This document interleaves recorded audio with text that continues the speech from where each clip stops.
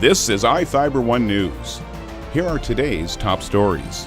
A woman who pleaded guilty in a counterfeit scheme in Moses Lake was sentenced to nearly 3 years in federal prison. In that old familiar saying about May flowers, it's the rain showers in April which provide the poetic boost this flora requires to color our world throughout the second full month of spring. Washington legislators want the state's liquor control agency out of the business of ensuring safety for cannabis crops produced here. Joining schools across the country, Peninsula Elementary in Moses Lake will be celebrating National Bike to School Day on May 8th. From the iFIBER 1 newsroom, this is iFIBER 1 News, and it starts now. A woman who pleaded guilty in a counterfeit scheme in Moses Lake was sentenced to nearly 3 years in federal prison. Emily Coates previously pleaded guilty to possession with intent to distribute 50 grams or more of meth. 2 counts of passing or uttering counterfeit obligations and 1 count of possession with intent to distribute heroin were dismissed as part of a plea agreement. A federal judge sentenced Coates to 33 months in prison and also recommended Coates complete 500 hours in a residential drug treatment program. Coates' co-defendant, Artem Kirichenko, is facing 9 felony charges related to counterfeit cash, drugs, and illegal firearm possession. Coates and Kirichenko were arrested April 23, 2018 at the Moses Lake Walmart after police were notified counterfeit cash had been used. Police say Kirichenko had 2 fake $100 bills in his possession when he was taken into custody. Coates was located attempting to get inside of an SUV in the parking lot. During a search of Coates, police found a small amount of meth, multiple counterfeit embossed credit cards, and 2 digital scales in her purse. A search of the SUV uncovered meth, fentanyl, heroin, prescription pills, a pistol, and more counterfeit bills. Moses Lake police say fake $100 bills were used either by Coates or Kirichenko at 8 Moses Lake businesses. This is Joe Utter for iFIBER 1 News. This segment is brought to you by Change doesn't have to be complicated. With a low-profile microwave hood combination that's ready to install right out of the box. It fits in the same space as your under-cabinet hood, so you can get your microwave off the countertop and make space for the routines worth keeping. The low-profile microwave hood combination from the #1 selling appliance brand in the USA. Whirlpool Appliances, now available at More Furniture in Ephrata. In that old familiar saying about May flowers, it's the rain showers in April which provide the poetic boost this flora requires to color our world throughout the second full month of spring.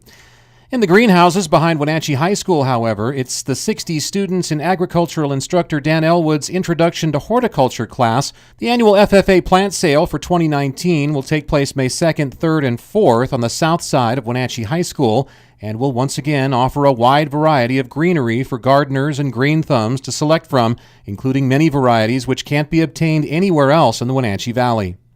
The previous year decides what the next year's class will sell. We go based off of what the profits are, what the losses are, what we'll get the most money off of, what sells the best to the public. The sale is modeled as a cooperative and actually pays the students involved a wage throughout its process, which is remunerated at the end of the event. Our Wenatchee FFA loans our horticulture class money, and the students that are in the horticulture class get a check at the end of the year. It works like a job. We get paid for the amount of time we spent at the sale and for how many plants get sold. The plant sale is fully self-sustaining financially, and 50% of each year's proceeds are immediately utilized as seed money toward the following year's effort by design. One of the things that we do with it is not only just grow all these wonderful plants, but we teach the kids the ins and outs of business in a very real way.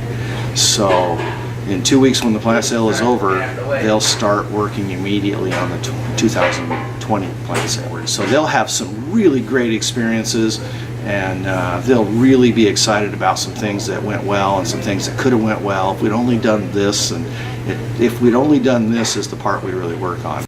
The 2019 FFA plant sale will feature thousands upon thousands of plants and flowers, including nearly 500 hanging baskets, all of which were grown and or cultivated in the more than 3,500 square feet of heated greenhouse space at Wenatchee High School. Its inventory almost always completely sells out by the final day, and the more popular varieties are plucked, picked, and pruned by eager patrons very quickly. So it's recommended to get there early on day one for the best selection. Reporting for iFIBER 1 News, I'm Chris Hansen. This segment is brought to you by Your taste buds bored? Well, then bring them to Jay's Teriyaki. Not only does Jay's have a variety of teriyaki dishes, they also offer mouth-watering salads and sides. Call Jay's 509-764-5155. Jay's Teriyaki, located at 123 East Broadway in Moses Lake, because it's all in the sauce. Washington legislators want the state's liquor control agency out of the business of ensuring safety for cannabis crops produced here. The House voted last month, and the Senate followed up this week to approve a bill removing the Liquor and Cannabis Board's authority to certify cannabis testing labs. Those are the private commercial labs that determine whether Washington-grown marijuana crops meet standards for safety and potency. Under law, labs must test for contaminants, pesticides, and dangerous bacteria before cannabis can be sold. In 2016, auditors found some of those labs were using flawed methods, conspiring with growers, and faking test results. Among other steps, House Bill 2052 would transfer testing authority to the Department of Ecology starting in the next 2 to 4 years. Although the bill has passed both chambers by huge margins, its differing versions have to be reconciled and pass again before it can be signed into law. The state legislative session is scheduled to end April 28th. Jefferson Robbins, iFIBER 1 News.